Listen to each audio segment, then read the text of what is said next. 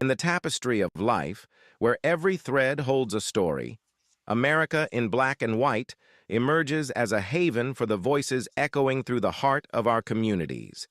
In this podcast, we wade through the rivers of our collective experiences, celebrating the vibrant hues of change brought forth by the whispers of hope and the roars of action. It's more than just a conversation. It's a journey into the heart of our society, illuminated by the light of those daring to dream and do. Join us, and let your voice be the melody that guides us toward a dawn where every color finds its place in the masterpiece of our shared destiny. Together, let's paint a future brimming with the positives that dwell in our minds and the actions that shape our world. Good evening, ladies and gentlemen, and welcome to another episode of America in Black and White, where we are coloring conversations on the canvas of America. Tonight, our special guest is Mr. Chase Ransom. Chase Ransom is a Division II student athlete and emerging sports business professional based in Columbia, South Carolina, and Loganville, Georgia. As a college athlete, he successfully secured multiple NIL deals without the backing of a big name school, massive following, or national spotlight. Instead, he's built his brand from the ground up by learning how to position his value, approach companies with confidence, and turn his name into a business. Now he's focused on helping other athletes, especially those from smaller schools like D2, D3, NAIA, and JUCO to do the same. Through step by step guidance, real life examples, and authentic storytelling, he's making NIL education more accessible to athletes who often get overlooked. Beyond his NIL work, Chase is passionate about leadership, branding, and building a career in athletic administration. His long term goal is to become an athletic director using his experience to create opportunities for future student athletes on and off the field. Ladies and gentlemen, Mr. Chase Ransom. Hi, how are you? Hello, sir. How are you? I'm doing great. Hey, was there anything you'd like to add to your bio before we get into the show? The only thing I'd like to add is now that I'm currently a grad assistant for the Benedict College track and field team, so I'm furthering my education while getting my master's. Well, congratulations to you for that. And I'm sure that there's a lot of work that goes along with that. So as we get into the show, what I like to start with is I like to start with your entrepreneurial spirit. And what I like is for people to get an understanding of your business mindset and the NIL journey. Can you tell us what sparked your interest in entrepreneurship as a student athlete? So in June of 2021, NIL laws were passed where athletes could start to make money off of their name. In 2021 is the year I entered college. Now, you look at the athletes that were getting the deals, and it was more so of the top athletes at schools like Georgia, Alabama. They're more so going after the name of the school that's attached to the athlete rather than the athlete themselves. So I see athletes getting these deals. I see athletes getting these deals, and I'm like, hey, how can I do the same thing that they're doing? So I went into research. How do I get deals? And I'm looking up everything. I'm researching, and I start to get a little hang of it. My first deal it was a wristband company. It might have not been any money. It was a affiliate link. So if I sold something, I got a percentage of that sale rather than the schools like the student athletes at Alabama and Georgia. They're getting hundreds of thousands of dollars. Even though my first deal was small, I knew God had bigger things in store for me. So I wasn't upset with what I got. I wasn't down on myself. I got it and I promoted it to the best of my ability. I made a couple sales. I probably made like $20 to start off with, being honest. But that really sparked a drive in me to want more. Like It wasn't even to the fact where I was just wanting the money.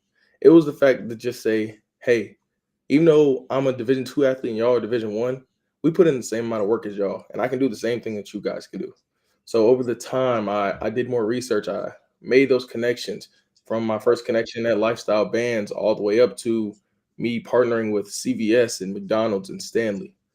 So it really just the the part that sparked the drive in me, seeing others do it, and me feeling like they wanted to count the underrepresented schools out. Mm. So, so can you tell us, with that first NIL deal, what did you learn from that? I learned that I am who I say I am, meaning you have to tell your story. I learned that these companies aren't, I mean, they are going after, the number of followers you have and things like that, but more so, they're going after your story because you're a walking billboard. So you are your own brand. So I learned that about myself. I didn't have all this, my brand, my own brand. I didn't have this at that time. But I started to learn that, okay, I'm a walking billboard. So the same way I'm promoting these companies, why am I not pushing as hard to promote myself to get to other companies? Because there's no one that's going to do it for me. I have to do it myself. So what I really learned was I learned how to position myself and brand myself because there wasn't companies at first knocking at my door saying, "Hey, can you do a partnership with us?" I had to go and take the steps to reach out to them. So I learned to brand myself. Wow. So, and after when I think about, my time from, being a former athlete, but also understanding sports, because now that is big business.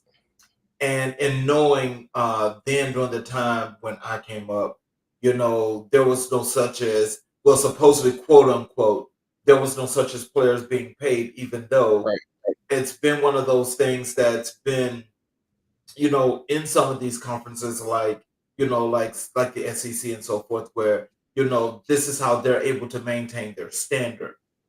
And so, when it actually broke through, that, the ruling that was, passed, that now players can now be paid for their likeness. Now, I want you to know that this is a second passing, so I don't know if you know when this first originally happened, because a lot of people don't know that Ed O'Bannon originally won that lawsuit against the NCAA, but he still wasn't paid. None of those athletes. So now that we're here in this 21st century, and we got players that are, athletes such as yourself that are now being paid, can you tell us what is the difference now that you're being paid for your likeness by still having to be under the thumb of a school? What is the difference? The difference, so for me, I wouldn't say it's a much of a big difference, but I know the difference that you're talking about, and I can speak on that. So at the Division 1 level, it's a real big difference because okay, I might not be making as much as the Division 1 schools, but at the Division 1 level, now that you're getting paid all these thousands and millions of dollars, people used to say it was a business, but now it's really a business because you're getting paid. Yeah. Schools can directly now pay you to come to their school. So a coach can recruit you. He can be doing the best job, but say Alabama comes in and say, "Hey, we're going to give you $100,000 to come play for us." You're going to take that deal. But Mhm. since you got that $100,000, you owe us something. So I Mhm. feel like it's athletes are under, I would say, more stress at the D1 level with the NIL laws now changing.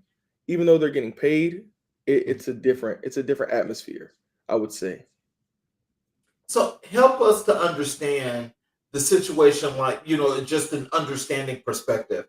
Like, the guy that was, the, starting quarterback for the Georgia Bulldogs last year decided not to go into the NFL draft, to forego that and play his final season, but go in the portal, head down to the University of Miami of Florida, where they're paying him $6 million for this season. Explain to us, how did that work, and how does that supposedly make make this situation for him much more beneficial as well as the University of Miami? So that university also gets that branding from that athlete. So Mhm, them paying him $6 million, they're mhm, gonna make that back off of his name alone. So that $6 million, honestly, it's a lot of money, but off mhm, ticket revenue and off sales and off jersey sales, they're gonna make that back. He took that route, getting that $6 million, getting to live a college experience, and also instead of going straight into the draft and maybe being the backup coming on mhm. an NFL team, he can go to another college team and still get paid. He could still pay bills back home. He could still take care of his family if he has one. So it's more so of a financial freedom thing for college athletes. Mhm. So now in your situation, being Division 2, that now that you say now you're back there, and you're helping the school by doing some things based on your experience. Um, what are the benefits for that situation that's actually helping your brand and helping your name as you're getting your master's degree? How is that helping? So with all the connections I've made, because Mhm, my father always told me it's not what you know, it's who you know. And as I've gotten older, I started to really realize that. And he told me to make as many connections as I can in college because college is a place where you can meet someone and you never know they could be the owner of $1 million, $1 billion company when you get older. And you might know that person. That might be your boss one day, or he might be the person who knows somebody to get you somewhere. mhm. So with the connections that I've made, I've been able to build my resume so that when I do get done with my master's program and I plan to go get another master's degree when I'm done, that I have a resume built up to where even if my personal brand doesn't make it as far as I would want to go, I still have a backup plan. You always need a backup plan. My dad always told me, "Hey, I know you want to be a," because everybody when they're a kid, they want to be a professional athlete. But hey, what's your backup plan? Well, Right. I have a backup plan. It's this. And through my personal brand and I'm meeting all these people, I'm making the connections. I'm making long-lasting connections. I'm not just working with the companies and saying, "Hey, I'm doing the deal. I got paid. W- There we go." Like I'm not just kicking them to the curb. It's not about the money for me. At first it was, but then as I went on, I'm not making that much money at the Division 2 level. So it was more so, okay, let me use this to my advantage and make the connections that will be everlasting. So, what challenges did you face building a brand without a major platform? So, uh, financial problems was a bigger thing for me and visibility. Financial problems, as in, not saying like we're struggling horribly bad, but as an individual, a college student, college students don't really have full-time jobs or anything like that. So me trying to promote my brand and do drives and make my own gear so I can promote myself, get banners and things, those things cost.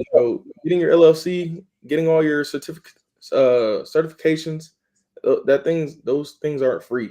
So like as a college athlete, just trying to better myself, I would say the financial aspect and then the visibility. Being that I am a smaller athlete, when I was trying to look for these deals and reaching out to these companies.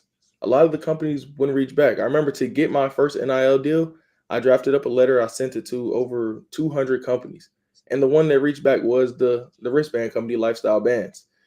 So at first it was hard getting noticed by these brands, and I would say more so on the Division 2 level, when a Division 2 athlete gets a brand deal, I feel as if they work harder to meet the deliverables that the brand that they're doing the work with wants. Rather than at the big Division 1 level, they'll simply go on their story and post a picture with it. Rather at the Division 2 level, we're actually putting in real work. Like we get this opportunity and we do not want to mess it up. So you get a brand deal and you want to exceed the expectations. So you're going to go above and beyond what a normal person would do at the Division 1 level to meet that company's needs. So, how do you define your value when pitching to companies? I'd have found my value by I tell like when I have a meeting with them and they ask my story, I know my story. So like I said earlier, or companies nowadays, they are going after the numbers, but they're more so going after the story behind the athlete. If you have a story to pitch and you can have people to buy into your story rather than you scrolling on Instagram and someone just seeing an ad of a video that an athlete's doing, they might scroll past it. But if that ad or that promotional video has a story tied to it and it's deep rooted, people are more so to pay attention to it. It's not the fact that, oh, I get 100,000 views and maybe 1,000 likes at a Division 1 level, rather than me at the Division 2 level. Say if I got 10,000 views, but 1,000 people liked it, that average of likes to view ratio is higher for me because people are actually interacting, people are actually commenting and engaging with the post rather than just you're famous, so people are automatically going to see it. So then, as you're continuing to turn your name into a brand, and your brand is actually growing, can you tell us what is it about you building your brand that you felt like you can give back to others or help others grow their brands to do the similar things that you're doing?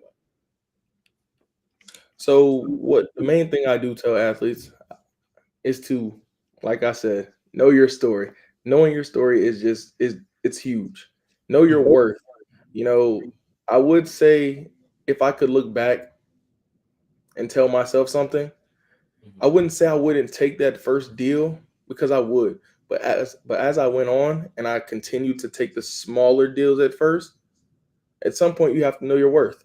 You know, you have to Mhm. know that you put in the same amount of work that as the next person, and sometimes you have to know when to say no.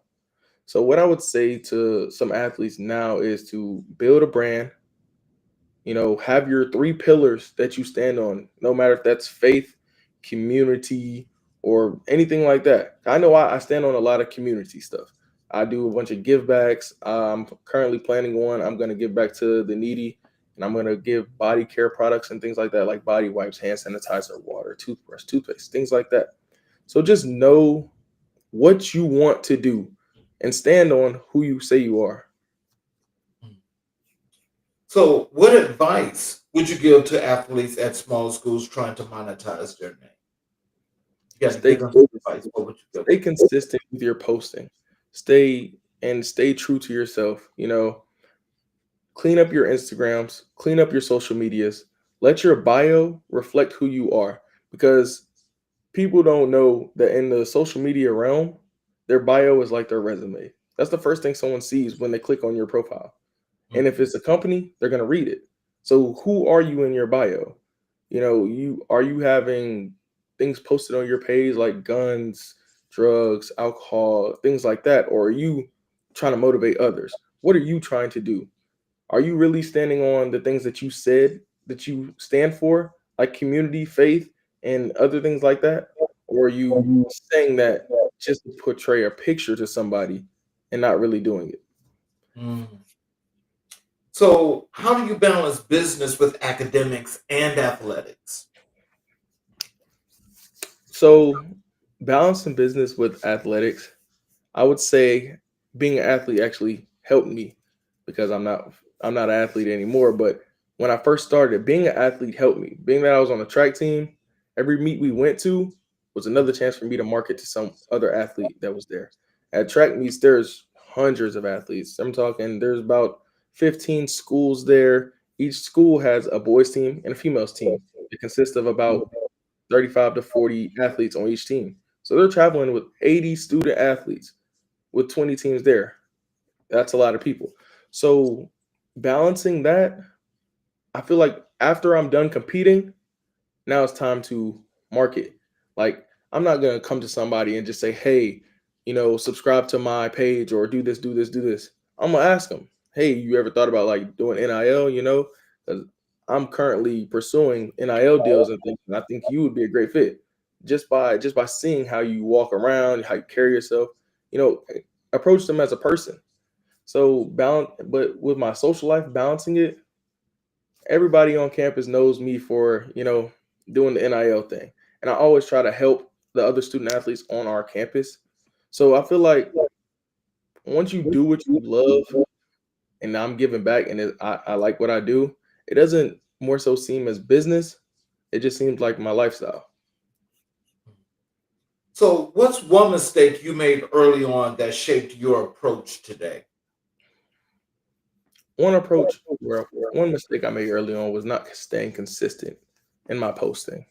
You know, if I posted something, I would only post when I got a brand deal.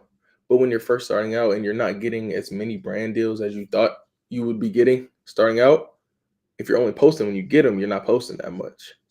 So what I got towards doing is, finding other things rather than brand deals to film videos on, to post on my social media that still align with what I'm doing, no matter if it's a training video or a rehab video, or even just a story time of how I got to college athletics, how I got to Benedict College. You know, you have to find something, you have to find your niche on what you want to create content on. So, what's your proudest entrepreneurial moment so far? Honestly, I feel like my proudest entrepreneur moment was when I officially got my LLC and I got my booklist made. Just making my family proud and seeing the smile on my mom's face and my dad being real proud of me and things like that. And the the love I get from my family when I do the things I love to do. And then I would say my second one was when I did my give back, my back to school giveaway. Back in my hometown in Loganville, Georgia, Walton County. Just giving back to the community that raised me, that helped raise me, because I know how it is growing up. Your parents might not have all the money in the world, but they're still there for you. They still care for you and everything. Someone just to give a helping hand. As a kid, you don't really recognize how much it truly means. But as I got older, and I feel like the parents were more appreciative of the things I was doing for the community than the kids. And I'm starting to realize that and just seeing the smile on other people's faces, man. Mm. Well, I want to tell you that just as you've done that, I got to say that that's something that shows a lot of integrity and a lot of character, and it speaks volumes to you as being the individual that you are, especially as young as you are, that you are realizing that building your community and being an example for the community, it means so much. And so that that's also one of the things I think that people should understand and know more about who you are, because if you're able to do this, then just think about some of the people that have come before you, or people that are a little bit older than you are now, that have not thought, not one iota, about what it takes to build back a community. That's a really good thing, and I'm really proud of you as well, and I'm happy that you're here on the show to share this story. Thank you, sir. So, how do you stay motivated when the spotlight isn't on you? The way I stay motivated is just by loving what I do, man. Uh, you know, the spotlight wasn't always on me. I was always an overlooked athlete. I would say, in high school, I thought I was going to college to play football. So, my mind was football, football, football. I wasn't getting the attention I thought I deserved or the scholarship offers I thought I deserved in football. I was going to get one to a Division I school, and then COVID struck, and they pulled it away. They took it back. So like I feel like I was always overlooked, and the spotlight was never on me. So just continuing to work to be in that spotlight, you know. So I found a new sport, track and field. I don't want to say it, but I guess I'll say it. Thanks to my sister. I know she's gonna have a kick out of that one. Thanks to my sister, I started doing track and field because she was a thrower as well and was in the band at Savannah State. Mhm. So once I started doing that, I just always wanted to find something that I was great at. And and when I found it, I wanted to keep working to be the best. So I just continue to work, even if the spotlight's not on me, I know God has bigger things in store for me. And as long as I continue on my path, that I will reach what He has destined for me. So, what's your long-term vision for your brand and business? My long term goal, excuse me, for my brand and business is when I become an athletic director, I want to be athletic director at a underserved in an underserved community at one of these schools. I want to give back to the kids that wouldn't normally have these opportunities. I want to put them in front of people that can truly change their lives. All it takes is one person to speak to you to change your life. So once I become an athletic director, I'm going to use my brand because NIL laws are changing. They're starting to move towards high schools. So I'm going to use my brand to teach to the underserved community and teach them how they can start being an entrepreneur earlier than we normally would. So once they do that, they'll be a step ahead of others, or just right even with them, because normally we are behind in this era. Um, so I want to just use my platform to motivate others and put them in front of the people that I was never put in front of. Oh, wow. So, just as an overall here, as we're talking about your entrepreneur journey, what is that one thing that you could say to any of these up and coming athletes or the ones that are out there right now? What is the one thing that you would say to them that's important to starting this NIL deal? Prompt you a letter, make your analytics, look at your analytics, prompt a letter, know your story, write it down. You got to have it when you have a plan, it comes alive when you write it down. Take day-to-day steps to reaching your plan. Set small term goals. Don't set long-term goals. Well, set long-term goals, but don't try to reach it in one day. It's step by step. It's not going to happen fast. It's not going to happen overnight. So just stay dedicated. I know it might not come easy, it might not come fast, but stay dedicated. If you stay dedicated, it will come. Those who stay motivated and keep going will reach it. Let's move over to the work you do in your social media marketing. And what I want to do is I want people to understand you and your digital strategy and your branding insights. So, can you tell us how did you learn to market yourself on social media? So I would say I learned to market myself from my sister. She was a mass comm major, and she knew a lot about that. And then also when I got to college, I ran into a guy in one of my classes. He came to be a guest speaker. Normally, people aren't even listening in college to the guest speaker, but I was tuned in. His name was Timothy F. Bryson. He was the director of the Mogul platform for athletes. So once I got in connection with him and we started talking, I got his LinkedIn. We connected. He really showed me the ropes. He was like, I was a college athlete. I stopped being a college athlete, and it's crazy to say. It's funny to say, but he told me he was like, I just like to drink beer, and I was like, what does that have to do with anything though? He was like, so what I like to do, that's what I like to do. So I'm going to promote other beer companies when I go to bars or anything like that, and hopefully one of these bars or one of these places will see it. I'm gonna reach a new audience that I didn't have before. So you have to know your audience and connect with your audience. So he told me that, I was like, okay, I don't know how I'm gonna do that. I don't drink beer or anything, but I'm gonna take it for what it is, and I'm gonna try it myself. So Mhm. my whole thing was I like sports performance. So I would aim towards training videos, workout videos, things like that. What protein powder I use, or this and that. And I would just stay on my path. Don't try to be like anybody else. I stayed on my path, and over time, I started growing my social media. Growing. Once you find something that works, even if people call you corny, lame, whatever they want to call you, you stick to it. You grind it out. They can say what they want about you. You're posting every day on social media. You're posting all these reels and everything else. Keep posting. Stay consistent. Stay to it. If one thing worked, try it again. It might work the second time. If it works the second time, it might work the third time. Switch it up a little bit, but stay to course. Keep growing. As long as you're seeing growth or consistency, that's all that matters. Because with the the thing with consistency, all it takes is one spike. If you can stay consistent at one number, one of these times it's gonna jump. And when it jumps, you see why it did. And then you just stick to it. You gotta just figure out what's gonna work and what's not gonna work.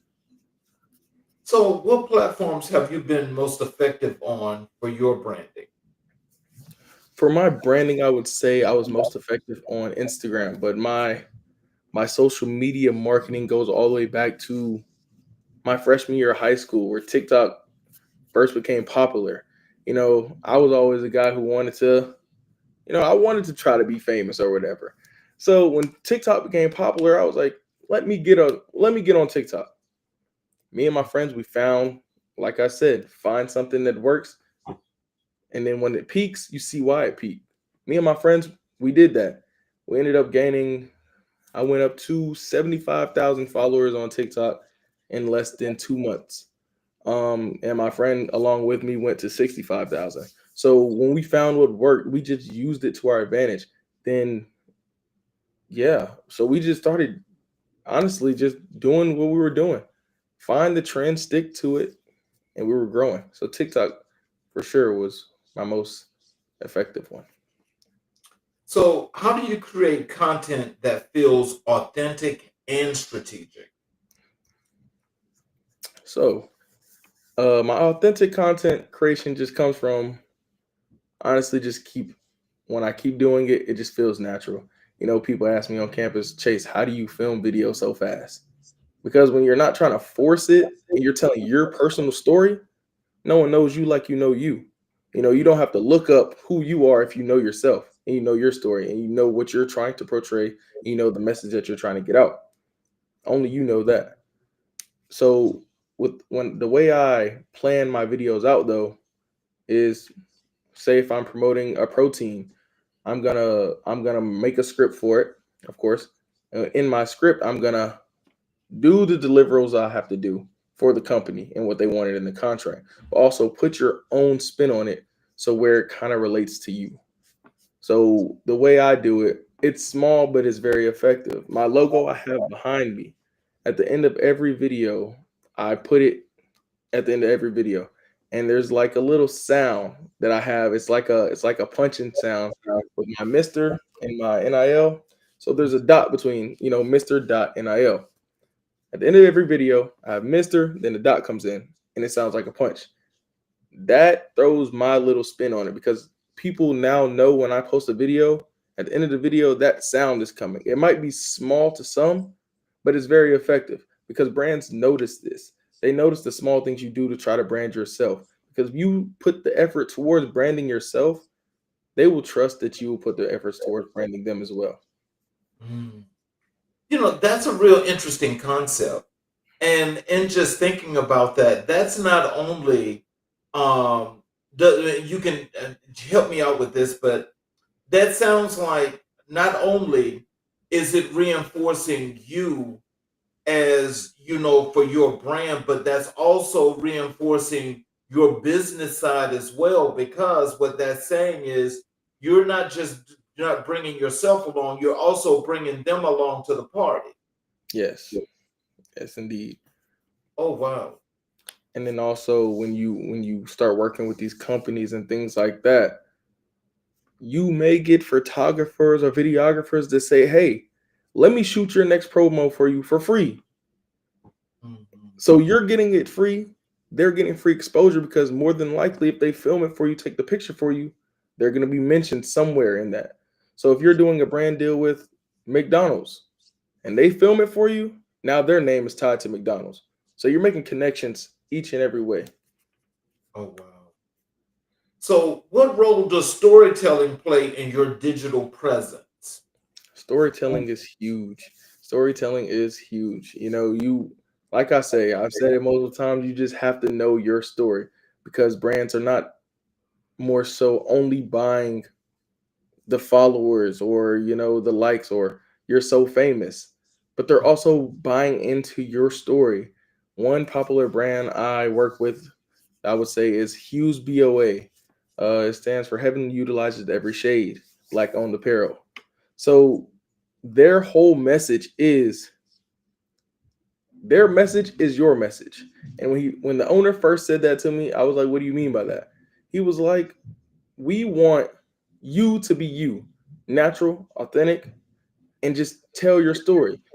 Because nowadays, ad promotion is getting a little tougher, especially for upcoming businesses. So when you're partnering with them, they don't want it to be more so, "Oh, I'm scrolling on social media and I see an ad." No, they want it to be like "Oh, this athlete's doing a day in the life, or this athlete's doing this person's doing this. Let me actually tune in." And it so happens to be an ad. They don't want it to be just they don't want it to be just plain paper. They want to have some scribbles on it or whatever. Make it you. Make it how you would design it.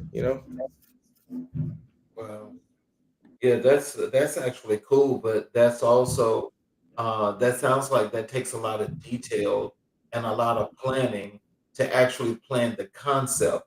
So when it comes to the concepts that you use in your social media marketing, how do you come up with those concepts? How do you strategize for those?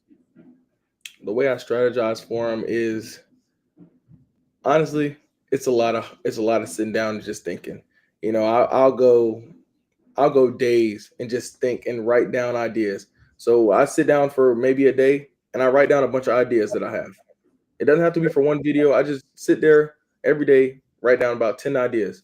What video I could do, how it would look, what would I do in the video? Do I want to make it funny? Do I want to make it informational? You know, I would say, over this last break that I had from school is when I really started to dive deep into my storytelling and like who I am. Because more so when I was first doing the NIL thing, I was trying to be more business like and make it like an ad. But as I went on, I was starting to learn that I need to tell my story, because if I just continue to tell the other person's story, I won't grow. No one will know my name. So who am I? I'm going to tell my story through my videos. So planning it out, sitting down, journaling, just making a plan. Talk with your brother, talk with your sister. If you ask my parents or our siblings, I'm talking all day. That's what they say. You never shut up. I'm always trying to be innovative. I'm always trying to figure out what's next, because I can't just stay stationary. I have to keep growing. So just sitting down, making a plan, write it out. My mom always tells me, write it out, make a vision board. What you want to do, if you write it down, it's gonna come true. Stick to it. So let me just ask you this, and you can tell me if I'm kind of like, as I'm trying to understand, conceptually, when you're doing that. So let's just say you're planning, your next video. In your next video, let's say, the wristband company that you're talking about. So you're doing your thing, you're telling your story in your video, but what people see is the wristband. Is that kind of like how that goes? And what you're doing is the intricate part of your brand, what you're doing, but you're wearing this wristband. Is that kind of Yes, like sir. how that goes? Yes, sir. Okay. How do you handle the pressure to go viral or chase trends? So I'll start with the chasing trends. Hopping on a trend is important. Mhm. A trend doesn't have to be you changing your story, though. A trend could be a trending song. You play it in the background of your video. Or a trend could be a trending type of clothing. Like right now, younger people are starting to wear oversized jeans and oversized shirts. That will catch the eye of many viewers that are scrolling on TikTok, scrolling on Instagram, on Snapchat, YouTube, wherever they're at. And what was the first thing you said? Um, to go viral. To go viral. The pressure on me to go viral, it's not how it used to be. When I first started out on TikTok and things like that, like I said, I gained 75,000 followers in 2 months. So after I gained my first, I'd say 20,000, I kind of went on a decline, I'd say, in growth, Mhm. or it was at a stay still. So I put a lot of pressure on myself to push out random videos, just everything, just anything and everything. But that wasn't going to work. It wasn't going to work because I wasn't sticking to who I am and what my audience that I've already gained. They were, if you join my channel or you follow me because of one particular thing and I switched it up, you probably wouldn't want to continue to follow because I didn't follow for this reason.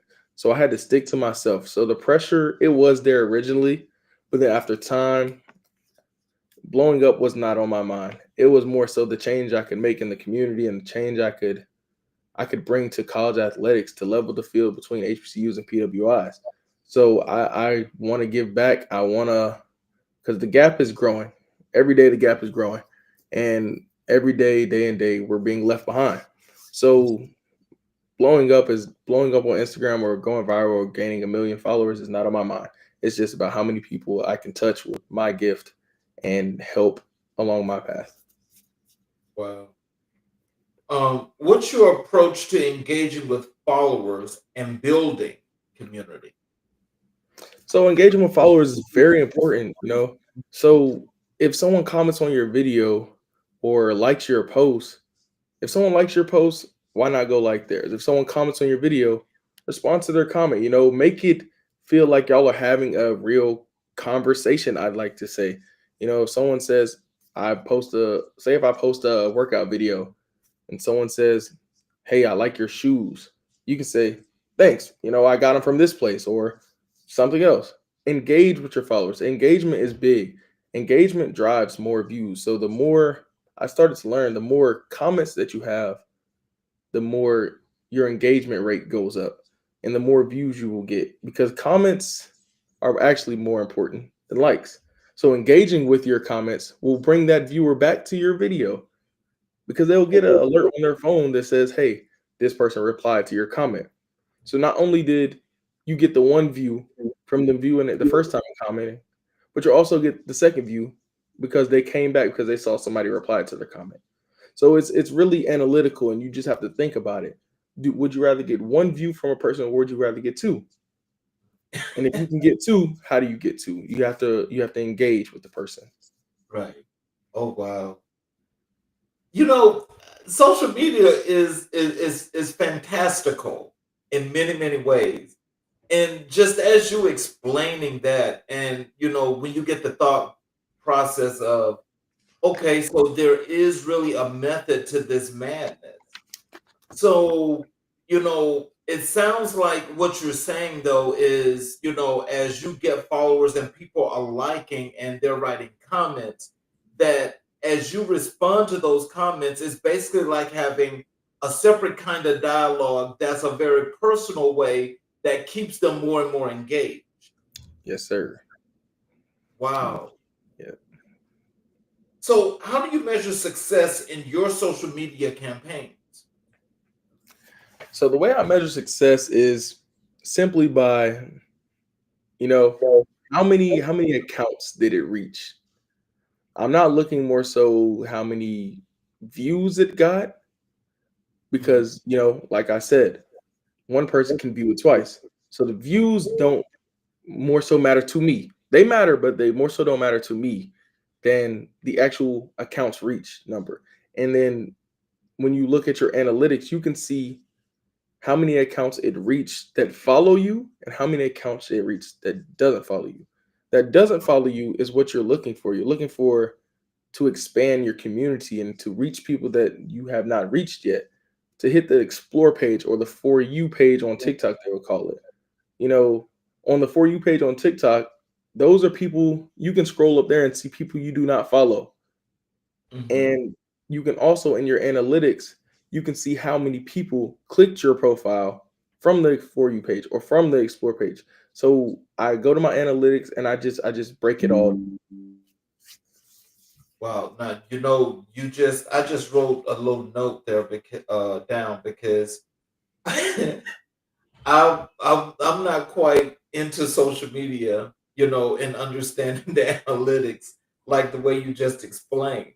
But I do notice that on a lot of my accounts that I do see where it says accounts reached. Yes. And it's kind of like I see that, but it's subconsciously I just see it and I don't see it.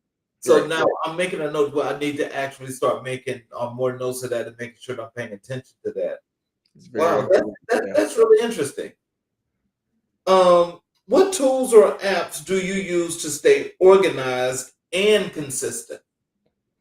So to stay organized, I would say I use Google Docs, Google Sheets. I use Google Sheets to track my analytics and see the dates, the times I posted these videos. I log them.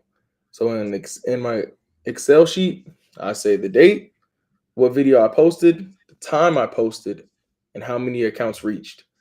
So looking at the times you post is very important. It's very important because there's an average amount of time.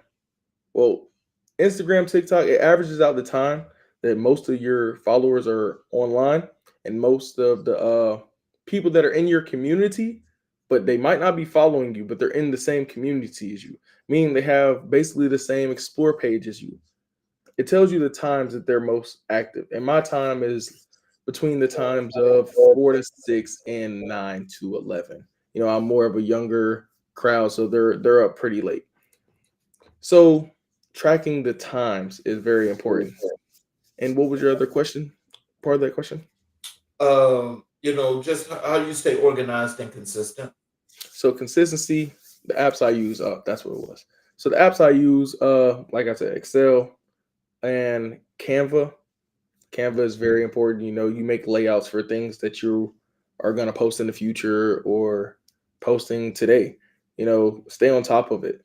If you post today, you should also have two videos that you're going to post in the next 3 days.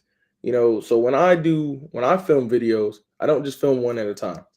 I film three videos. I film one for the next day. So I'm not going to post the day I film. I film one for the next day. I film one for 2 days later, and I keep one in reserve. The one in reserve is always very important because say if you go next week or 2 weeks without filming a video, you go back in your reserve so you can stay consistent. So you get a video from your reserve that you film, you can just upload it. You have to do no work. You don't have to do anything but press a button. So that's very important. And also I use Meta Business Quest, Meta Business Suite, excuse me, where that you can schedule your posts. So if you forget to post, it's gonna post it for you. You have your caption in there. You can put the time you want to post it. It posts in Facebook and it posts on Instagram at the same time. You can run both of your pages through the suite. So that is a very crucial app that I do use. Oh boy, look at you teaching social media. I don't know if I'll be able to keep up with that, but I've got to say that making some of these notes is going to be important because, I mean, this is really, really interesting to know that you've actually got this is like a subculture to culture. Yeah, And so, with that being said, I mean, it's like a whole nother universe. So, with this universe and knowing what it's capable of, do you think that there'll ever get to be a point where there's like just mastery of this? oh, Because it seems like it's so much and it seems like it's ever changing. for sure. You definitely, in the world of social media, you definitely have to stay up to date. If you get behind on things, it's easy to fall behind. So what I would say, attention to detail, you have to really focus. You have to stay on social media a lot. You have to follow the trends. If you're not on social media for 3 weeks, the trends could change and you could be behind. And now your account is stagnant. You're not growing. You're not reaching a new audience because there's new trends, there's new sounds, there's new waves of everything on social media. Social media is changing every day, and the world is changing every day. So staying up to date is very crucial in the social media realm. So, how do you help other athletes build their digital brand? So what I personally do is I have a meeting with the athlete. I sit down one on one. And I tell them, hey, I'm gonna put you in front of these people. We're gonna have meetings with these other brands that I've made my connections with, so I can put you right in front of the owners of these massive brands. I'm also going to make you your own logo. Your logo you can put like I do on the end of my videos. It's very catchy. I'll put you can put those on the end of your videos. I make you your own merch. I make you your polos. I make you hoodies. I make you banners. So you wear out and you be your own walking billboard. Oh, wow. So, what's one post or campaign that really resonated with your audience? One poster, one campaign I did that resonated with my audience. I would say when I did my give back drive, you know, so I focus my social media around community presence and giving back. For those who don't know, I am a member of Alpha Phi Alpha, and we do multiple giveaways and givebacks into our community and everything like that. So that's one of the pillars I really do stand on is, uplifting our community. Why grow and not bring up someone with you? So that give back video, I feel like, yeah, the second one I did, the first one was small, not that many people came, but the second one I did, it really resonated with my audience. They really loved it and it did numbers. So yeah, just staying true to yourself and doing what you say you're gonna do and being who you say you are. So, let's transition over to your work in community outreach. And here I would like for people to understand more about your impact beyond the field. Why is community outreach important to you as an athlete and entrepreneur? So as an athlete is very important to me because I can remember at a young age when I saw those high school guys, when I'm in elementary school, I saw those high school guys or those college guys come around.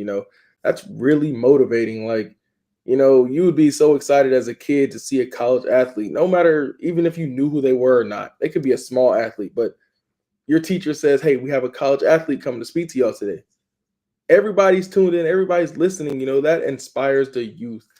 Seeing with the youth thing that somebody of their skin tone made it out and is being successful and is in the college realm doing sports, that can really motivate someone to stay in school. And when I go speak to kids at local high schools or elementary schools and even middle schools, I tell them, hey, grades come first. You know, grades are going to take you farther than athletics ever will. Because even if one day you get to college and you don't want to play sports anymore and your athletic scholarship is gone, if you came to school with a 4.0, guess what? Your school's paid for.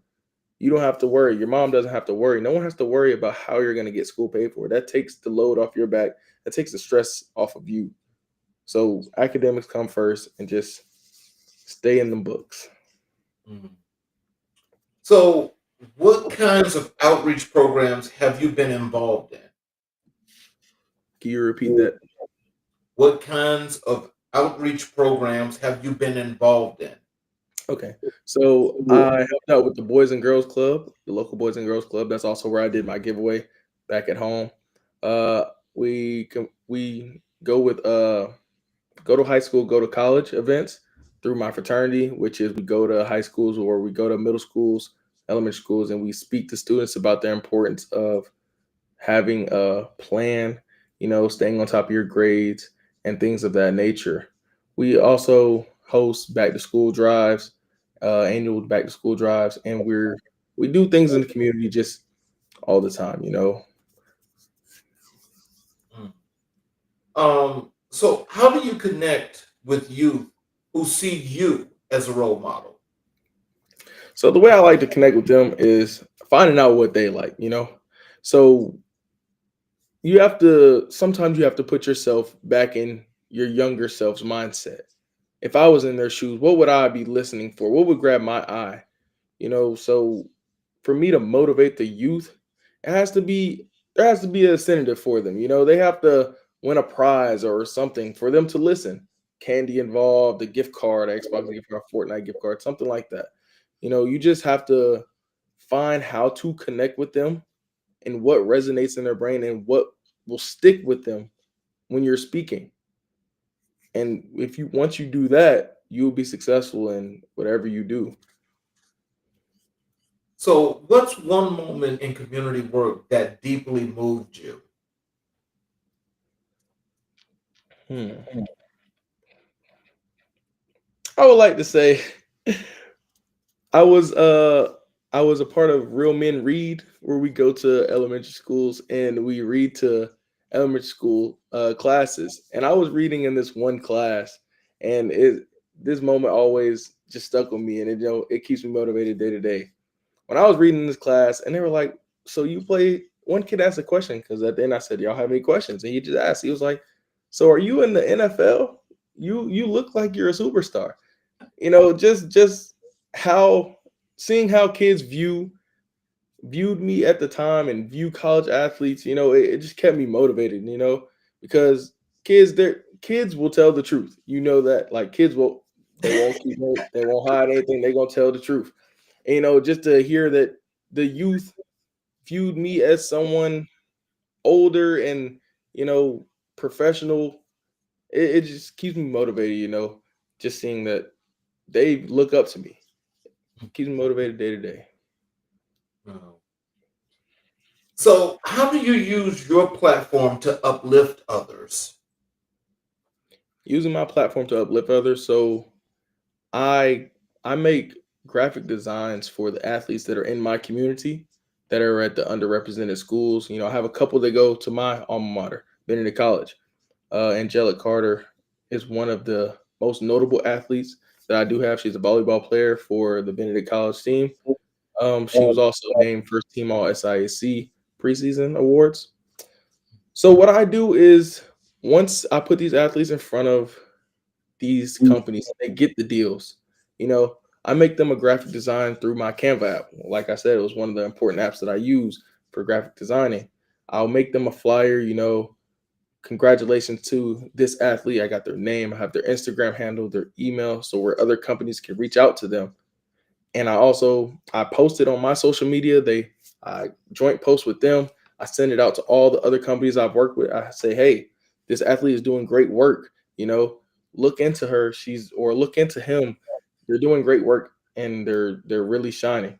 So I use my platform by highlighting the athletes, no matter if it's athlete of the week, athlete of the day, thrower of the day, things like that. Even the athletes that I'm coaching now, I uplift them. I've currently made a new Instagram account not new. I made an Instagram account for the throwers at Benedict College because I would say at my school, we did not have the spotlight that I thought we deserved. So when I stepped into the role of graduate assistant, that's one thing that I knew I wanted to do. I wanted to create an account for the throwers because I was a college thrower. I wanted to create an account for them because I knew they were deserving of the same spotlight that other schools were getting and other throwers at D1s, or it doesn't matter if you're D1, D2, D3, and at JUCO. You deserve the spotlight because you put in the same work as others. So I promote all my athletes through social media to the best of my ability. So, for those that might not know, can you explain to us what is a thrower? So a thrower, we got shot put, hammer, discus, javelin, things of that nature. So the shot put is a 16-pound ball. It's real heavy. You throw it as far as you can. That's the simplest terms that I can put it. Everything you throw it as far as you can. The farther you throw it, the better you are. And it's more about technique than strength. Most throwers are bigger dudes, bigger females, but it's not so much more how strong you are. You have to be strong, don't get me wrong, but it's really technical. It's harder than it looks. Some people might say, hey, I can do that. I can throw that 50 feet. Yeah, but if you actually tried it, it might go about 1 foot. But that technique is really important. And that's another thing, me giving back my knowledge on that sport in general, throwing. When I was a senior in college, while competing, I was also coaching at a college, while balancing my brand. So for me to balance all of that and trying to graduate in my last semester last year. It was a lot, I would say, but I got it done. I coached those guys down. I was coaching down at Voorhees College down in Denmark, South Carolina. And I led the team. I wouldn't say led the team. There was the head coach, Jeffrey Hughes, one of my frat brothers. But I helped lead the team to a HBCU national championship. Yes, sir. And they also won the HBCU UAC conference championship. And the throwers, I had a freshman place first in the hammer throw. That was my specialty. So I had to coach him up real good in that area.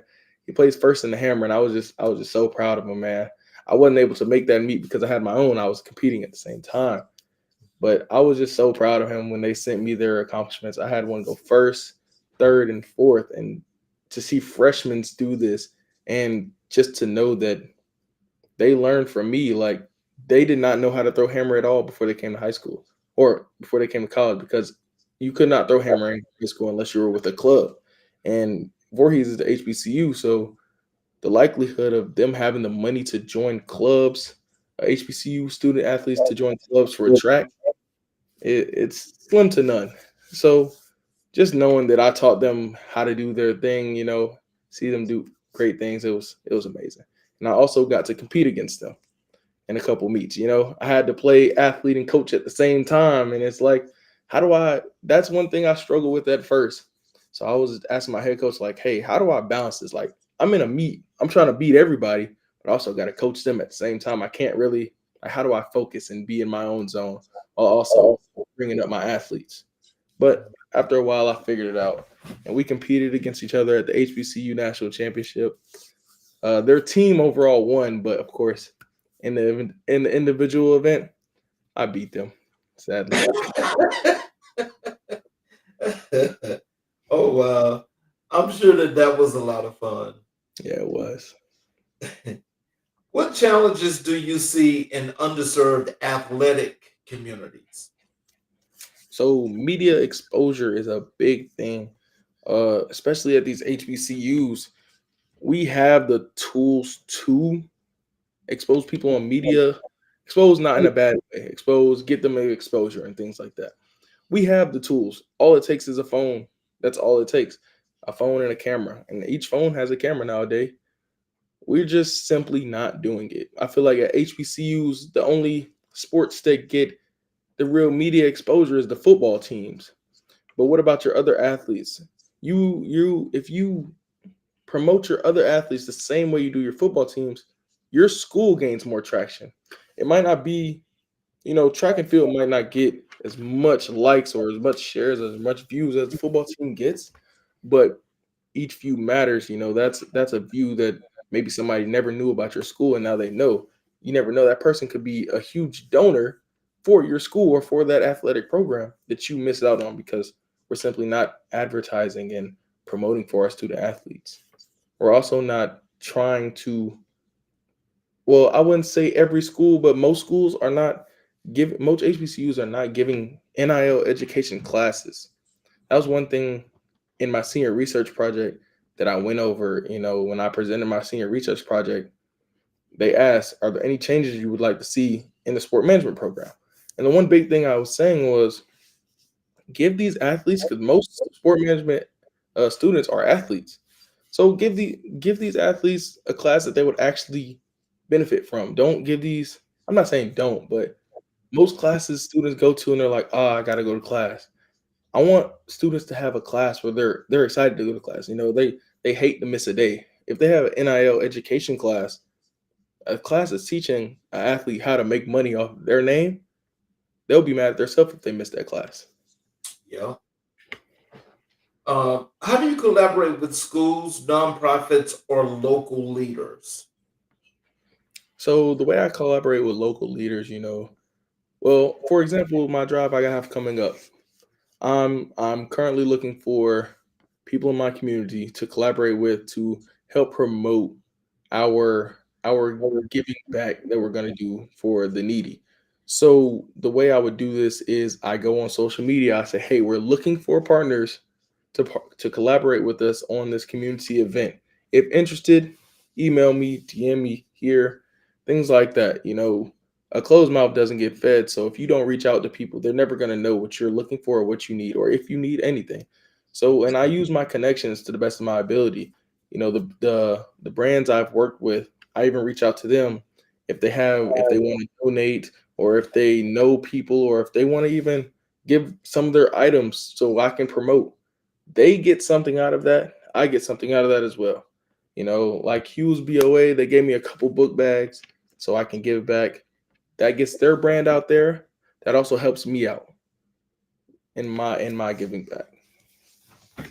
So, with this event that you're talking about doing your thing with this time, um, like I guess maybe I'll talk with you about that. I guess maybe at a later time because I definitely would like to know about the date and the time of your event, and I could definitely help you promote that. Yes, sir. I appreciate you. Um, what's your vision for expanding your outreach work? My vision for expanding, I feel like one thing I have to work on doing is getting in front. I actually spoke with the director of my master's program today. We had a one-on-one meeting and she was talking about how I should get in front of these local high schools instead of always just promoting on social media. I need to get in person with these people. You know, I need to have human physical interaction with these people and see them and be in front of these student athletes. She told me that the easiest time to do this is while I'm in college. And at first I was confused on why she said that. But then when she broke it down, basically she was saying schools are more likely to help college students when they're promoting things like this and they're trying to give back to the community rather than someone who's older. And I was still a little confused, but then she broke it down even more. Like, you know, older people, it might look like they're just, hey, let me come speak to your kids and you pay me this. They're money hungry. You're in college, you're young, you have that drive. If you go and try to speak at these high schools while you're still in college, they're gonna look at that and be like, wow, this man's doing great things. He at a young age we have no problem with helping them out. But a lot of people, when they get older and they try to speak at these places, they get denied because it's more of a, like I said, they're just looking for money. They're not really trying to have a impact on the community. So she told me while I'm young, I just gotta get out and get in front of these people because as I get in front of these people in person, that makes you more connections. How do you balance personal growth with community responsibility? Mm. So the way I would balance that is just I feel like it could for me it goes hand in hand. You know, my whole like I say, you stand on your pillars, and one thing I stand on is community. So that's instilled in me. I know I love to give back to the community. So my personal life, you know, that's my personal life. I love giving back. I love helping other people. I'm always a helping hand whenever somebody needs help. And lifting up the community is just I feel it comes natural to me. You know, if anytime an opportunity presents itself where, hey, we're going to donate jackets to a homeless shelter or we're going to do this, I'm always willing to do it and it's not work for me. You know, it's just day-to-day life and it's something I really enjoy to do. I love making other people smile. I love seeing that what I'm doing is making a difference in my community even though I might not get the spotlight for it, sometimes, like I said earlier, it's not about the spotlight.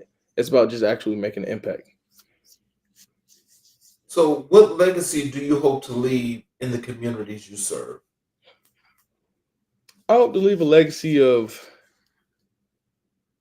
I want just people to know me as the guy that always helped others. You know, the guy that lifted up his community.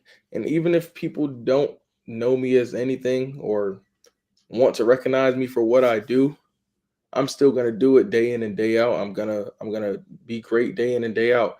You know, I honestly don't look for the recognition more to say. I just want to make that impact, you know, make someone else's life a little bit easier. Make someone like I just want to level the playing field. And so, also when I reached out and we chatted, I told you that we do Black History 365.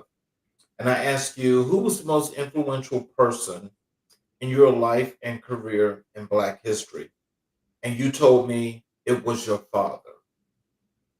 Can you tell us why is your father the most influential figure in your life and career?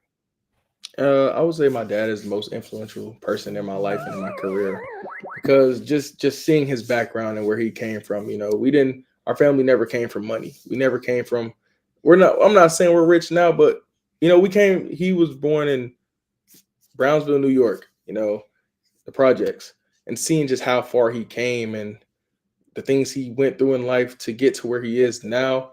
I feel like, he always says, if I don't leave you, because unfortunately, life comes to an end one day. He always reminds me, I'm not always going to be here, but what I'm going to do while I'm here is make sure that you're going to be better off than me. So I strive day to day to try to just be great, try to meet that standard, try to meet that expectation. So when the time does come, I will be good, and I could say that my dad left a legacy and that we're gonna keep moving on, because even my kids, I want them to be greater than me. I want them to be Each generation just has to keep getting better. We have to grow and keep moving on. And he really just inspires me, man, the way, how he brought his whole sister, brothers, everybody down from New York, out of that environment, brought them to Georgia, and just he was that trailblazer. He went to college on a hope and a dream on a basketball scholarship. First one to go to college. Trial and error. So he always tells me, if I got a problem, he always says, "You'll figure it out," because that's what he had to do. Figure it out. There was no telephones back then where you could just, no mobile phones. Figure it out. So that's one thing I do stand on, that he reminds me day and day. Figure it out. So, what lessons did he teach you about leadership and resilience? So leadership, he taught me that, look, everybody has their own style of leadership. You have to find your style of leadership. Don't try to be anybody that you're not. Be who you are. But within who you are, you will find your leadership. And I feel like I learned my leadership under him, because growing up, my life was always revolved around sports. So he was always my coach. He was always, and he always told me there was a time and place for everything. Sometimes I feel like, as a father in his eyes, he was still learning as he got older, because we're all human. He didn't have that father figure to tell him right from wrong. So, those times where he asked me, hey, am I doing a good job? And I'm just like, yeah, man, like, you're doing great. You're my dad. Like, you're doing everything I would expect a dad to do. I don't know any better anyway. So, but you're doing great. So his leadership style is just, yeah, man, I just admire it truly. I learned my leadership from him, and everything he does day to day, the way he works, how he grinds, how he just gets up day to day, every day, and just keeps working. He always trying to be better, always pushing me to be better. And there was never a day where I was needy of something. He was always figure it out. So that really motivates me. How did he shape your understanding of Black history and identity? So my identity comes, that's a big thing. You know, if people don't know, my name is Chase Ransom, and not gonna say we learn, but our last name is very important to us. We would say, because it goes all the way back to my grandma. It was Mhm. one time where my last name was spelled wrong on one of my little basketball warm ups. My dad told me, "You're not wearing it." Everybody else wearing theirs. I'm out here just in my jersey while everybody, in warm ups. I can't wear mine, because that is your identity. That is your name. Even though some might say, "Oh, it's just a misspelled letter," that Mhm. is you. So don't let anybody ever play with your name, your family's name. That is your name. Your name is gonna go on forever. And I was younger when he said that, but now I'm making money off of my name. So my Yes. name is my brand. So why would I want my brand to not align with who I am? Yeah. So identity is huge in my family. That last name carries a lot of weight. Oh wow. You see, that's what rearing was like when we was coming up. That name, do not mess up my name. Yeah, Don't mess up my name. it's serious. It's serious. um, what does black fatherhood mean to you in today's world? To me, in today's world, I want to be a father one day. I want to give a kid everything my father gave to me. A lot of my friends don't have their dads in their lives, and when we sit down and we have those conversations, a lot of things I can't relate to with my friends. I try to help them through the situations, but it's just a lot of things I can't personally relate to because my father was there. And hearing the pain through my friends' stories and things like that, I just don't want to. Being a father means a lot. You know, I wouldn't want to leave a human out here without their father. Their father is the head of the house. Their father is the leader. Their father is the protector. So being a father and fatherhood in today's day of world, for me personally, means a lot. Wow. You said something that I'm more than sure that has resonated with more than three-quarters of this audience. And that is because, believe it or not, as a black father, a lot of black fathers don't get the just due or the flowers that he deserves because of a stigma that That's huge. mainstream media throws down to our communities in general. And Mhm. so when you hear, young men such as yourself that can speak up and talk about the relationship and the things that your father is doing and has done, that means a whole bit. I mean, that speaks volumes. I mean, that's like in an echo chamber. It's like it's out there. That's Yeah, what people need to hear because there are more black fathers that are there that people just don't realize. there And are. yeah, and to you as you're speaking to your father is one of those as a perfect example of being there. Yes, he is. Yes, he is. So how do you carry his legacy into your work and relationships? Into my work and relationships. So I would say I carry it by. Hmm, my dad is a talker. So those like when I was it's crazy, like everything comes full circle once you start getting older. Like it's just crazy. When I was younger, I'm like, we would go to a store or something and he would be talking to people. I'm like, why is he always talking to people?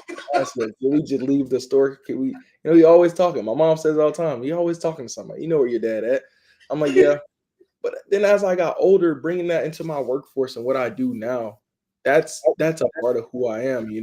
Closed mouth doesn't get fed. These Right. brands were not going to come knocking at my door. I had to open my mouth and speak first. That I get that from my father. He's, like I said, a talker. So like that, just growing up around him and him doing that and him always saying, closed mouth don't get fed. And talking to people gonna take you a long way. But as a young kid, I wasn't thinking that. I was like, yo, can we just get out the store and go home? But then I got older and it really started to resonate within me. Hmm. What historical figures did your father introduce you to growing up? Historical figures, you know, I would say the Martin Luther Kings, the Malcolm X's, the people like that. I remember one time we went to the Martin Luther King Museum and we went to his house that he lived in. And at a young age, I wasn't really thinking much of it. But now I look back, he was trying to put the knowledge in my head that, there are great black leaders. You know, even though when you turn on the news, you might not see people that look like you, or when you look at, even I know within my research right now, I'm talking about the percentage of black athletic directors, which I aspire to be. Only 13% of athletic directors in today's world are African American. So with him putting these figures in my brain and instilling that in me. It just shows that don't ever count yourself out. Your voice is huge. Speak up for what you know is right. Never just sit back and watch wrong things go on. You have a voice, you're going to use it. And that's something big that I learned from the people he instilled in me at a young age. So, how do you honor his influence in your entrepreneurial journey? So the way I honor his influences, he is a part of my story. So when I tell these companies and these brands my story, I tell them he is in that story. He's the one who started my athletic career. He played college athletics at Elizabeth City State University. He was a basketball player, and just he put me in the he surrounded me with sports growing up. You know, Even though I might have not known I liked sports at the time, when he first put me in a sport, I met so many of my close friends today. They're I met them at a young age through my first ever football team, my first ever basketball teams, and him coaching and everything like that. It's just a part of the story. You got to know your story and where you come from. What's one story about your father that still guides you today? Let's see. Story that guides me is the story on how he arrived on his campus. So he arrived with he came from a big city, New York, down Mhm. to Elizabeth City, North Carolina. There's nothing there. It's the country. He said he arrived at a bus station. Coach picked him up, dropped him off at his dorm. And then he said he didn't see a student for about 3 weeks. He thought he was the only person on campus. Then he's walking around campus one day and he runs into this guy. So happened to be, not your technical uncle, but so happened to be my uncle now. Mhm. So just him telling me on how like he met these people in college and now they were having fun in college, whatever. Them his boys back in college, and now I'm older. These are my so-called uncles, and the connections you make in college, and every connection can be vital. You just have to surround yourself with the right people. So surrounding yourself with the right people is something he always told me. I didn't really notice it until I got older, but when I look back in high school and middle school, he didn't let me hang out with certain people. If I hung out with them, if I went to their house, he knew their parents. He knew they came from great upbringing. He didn't want me around the other people. And sometimes I would ask him, like I was in middle school or elementary school, like, why can't I go to his house or why can't I go to their house? But when I look back, it was a reason I couldn't go to that person's house. And I'm glad that he raised me that way. So making the right correct connections and surrounding yourself with the right crowd is something he's instilled with me since day one. Even though I might have not known it back then, when I got older, I focused on surrounding myself with people who I wouldn't say were better than me, but always pushed me to be better.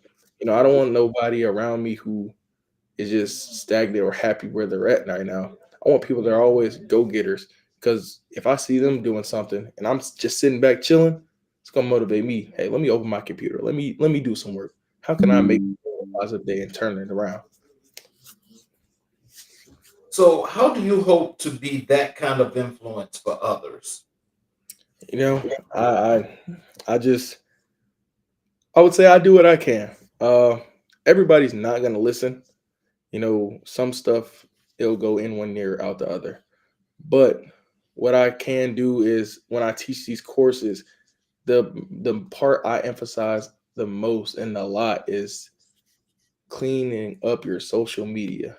That's huge because when you clean up your social media, it's like I said, your social media is like your social resume. It's like a resume with videos. Because most resumes are just words. But if a researcher or a college coach, being that I'm a college coach now, I know how that recruiting process goes. So when I speak to these athletes, I know I know from firsthand experience, coaches actually do go and look at your social media. When I was younger, I would think, ain't nobody going to your social media and looking at my page. But now I'm at this stage and I'm around the age of I'm not saying I'm around the age of the high school athletes, but I'm not in the older generation, so I can connect with them more. So I'm telling them, hey, look, what you post is actually important. Like, you might not think it is, but it is. So take social media seriously. It can be a great thing and it can be a bad thing. But let's make it a great thing and use it to our advantage. So, final question. What message do you want young black men to hear from your story? I want them to hear never count yourself out. Uh always never count yourself out. Keep grinding to be who you want to be. You know, no one else has the final say so. The only final say so is within God, you know? So you keep working no matter if the odds are stacked against you, no matter who you're lined up against. Because you can make a way for yourself just how others did. So, just in closing, what are some other words of wisdom and encouragement you'd like for our audience to hear from you? How they can connect with you on social media, your website, all of those good things. So last thing I would say is just stay consistent in whatever you're doing. Even if whoever's watching this, even if you're not a college athlete, even if you don't want to do social media, whatever you're doing, stay consistent. You know, even if because times weren't always easy with my upbringing for my social media content.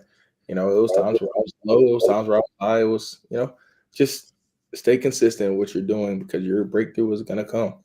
And if you want to connect with me on anything, my name is Chase Ransom, once again, the owner of Mr. NIO Marketing Group LLC. You can find me on LinkedIn at Chase Ransom or on Instagram at official.che1. That's official.chae and the number one. And you can also search Mr. NIL.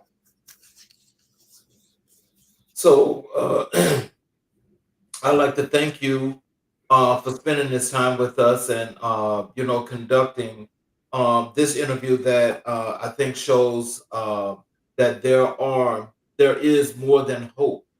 As we look at young men such as yourself that are making differences in many other ways than what would be like just a regular normal thing. And it's one of those things that it adds to, as I said earlier, it adds to the integrity and the character of you as an individual, but it also shows that when you are putting your mind to doing the things that you want to do, that you are accomplishing those things and you are being those things. Those Yes, things are very important. yes, sir. So for those of you that are watching on all 8 of our channels that we're streaming live, I definitely appreciate you for watching this show tonight. For those of you, especially that are watching on the YouTube channels, if you have not yet subscribed and enabled all the notifications, I would appreciate the support if you would do so, please, because as you get the opportunity to do that, you will get shows like this one live because we are live on the nights that we broadcast. But also, you will be able to go back and watch all of the previous content, all of the previous shows that are much enlightening, just like this show here is tonight. And so I want to thank what you guys should have gotten tonight from this message from Chase is that you are who you are. Being who you are makes you who you are. But Yes, indeed. also, when you get out there and you're actually doing what you want to do because you say you need to accomplish what you need to accomplish, sit down and figure out that plan and execute it and go out there and just make it happen. But the most important thing is giving back to the community and pulling the community along. Yes, sir. Because when you know where you came from, you always know that that community, if it raised you, there is a debt that's due.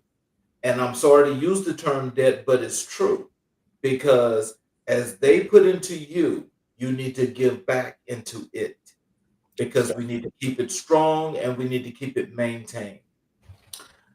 So I want to thank y'all again for watching. I want to thank Chase and If you guys will please join us again tomorrow night, as we have another great show here on America in Black and White, where we will continue to color conversations on the canvas of America. I'm your host, Charles King. We're signing off. You guys have a great evening, and we will see you tomorrow night. Thank you all, and